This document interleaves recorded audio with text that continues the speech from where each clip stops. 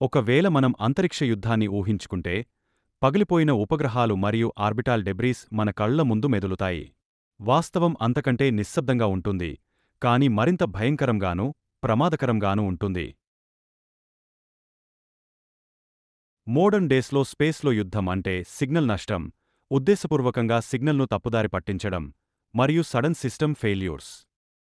2022లో ఉక్రెయిన్పై Russia దాడి జరిగిన తొలి గంటల్లో ఒక సైబర్ దాడి వయాసాట్ యొక్క కాశాట్ నెట్వర్క్ను స్తంభింపజేసి యూరోప్ అంతటా కమ్యూనికేషన్ నిలిపివేసింది. అదేవిధంగా జీపీఎస్ స్పూఫింగ్ సంఘటనలు ప్యాసింజర్ ఫ్లైట్స్, సముద్ర నౌకలను తప్పుదారి పట్టించాయి.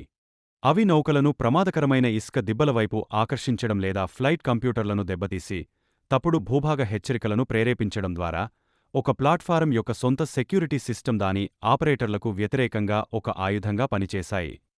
అంతరిక్షంలో నెక్స్ట్ కాన్ఫ్లిక్ట్ నిశ్శబ్దంగా, జామ్ అయిన సిగ్నల్స్తో, మార్చబడిన కోఆర్డినేట్లతో మరియు కాంప్రమైజ్ సిస్టమ్స్తో ప్రారంభమవుతుంది. రోడ్లు, రైల్వేలు, జలమార్గాలు ఒక దేశానికి ఎంత ముఖ్యమైన మౌలిక వసతులో, నేడు అంతరిక్షం కూడా అంతే కీలకమైన మౌలిక వసతిగా మారింది. కమ్యూనికేషన్, నావిగేషన్, వాతావరణ సూచనలు, బ్యాంకింగ్ వంటి అనేక సేవలు శాటిలైట్స్పై ఆధారపడుతున్నాయి. డిజిటల్ ఇంటర్ఫియరెన్స్ ఎలాంటి ఫిజికల్ ఎవిడెన్స్ మిగల్చదు. అయినప్పటికీ అది తీవ్రమైన నష్టాన్ని కలిగించగలదు. ఈ డిజిటల్ ఇంటర్ఫియరెన్స్ 3 రకాలుగా పనిచేస్తుంది.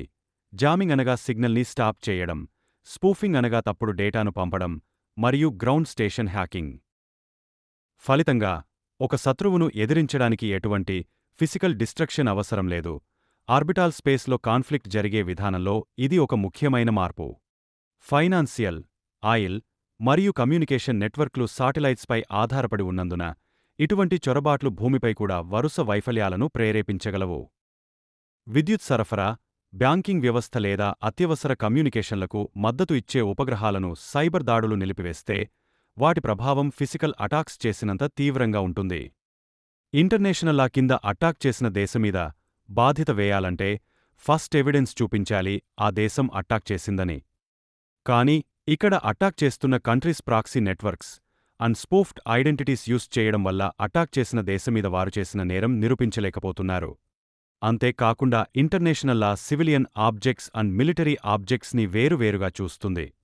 అంటే కేవలం సివిలియన్స్ కోసం ఉపయోగపడే శాటిలైట్స్ అనగా communication, navigation, power grids, finance కోసమే ఉపయోగపడే శాటిలైట్స్ని సివిలియన్ శాటిలైట్స్గా చూస్తుంది.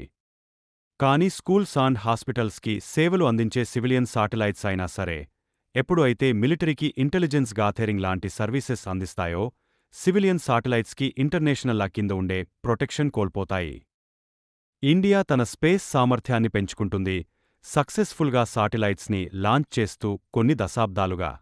కానీ సైబర్ అటాక్స్ని డిటెక్ట్ చేసే సామర్థ్యాన్ని పెంచుకుంటున్నదా అనేది ప్రశ్న. ఇండియా మరియు వేరే దేశాలు అయినా ఫస్ట్ సైబర్ ఆపరేషన్స్ని అటాక్స్గా గుర్తించాలి. ఇలా చేయకపోతే అటాక్ చేసిన వాళ్లని మనం అకౌంటబుల్ చేయలేము. చాలా డెవలపింగ్ కంట్రీస్ ఆల్రెడీ అభివృద్ధి చెందిన దేశాలమీద ఆధారపడుతున్నాయి శాటిలైట్ ద్వారా అందించే సేవల కోసం.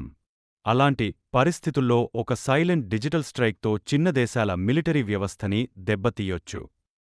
ప్రస్తుత కాలంలో అటాక్ చేసే వాళ్ల లక్ష్యం శాటిలైట్ని ధ్వంసం చేయడం కాదు, బట్ ఒక దేశంలో ఉండే జనాల డైలీ లైఫ్ని అస్తవ్యస్తం చేసి నిలిపివేయడం.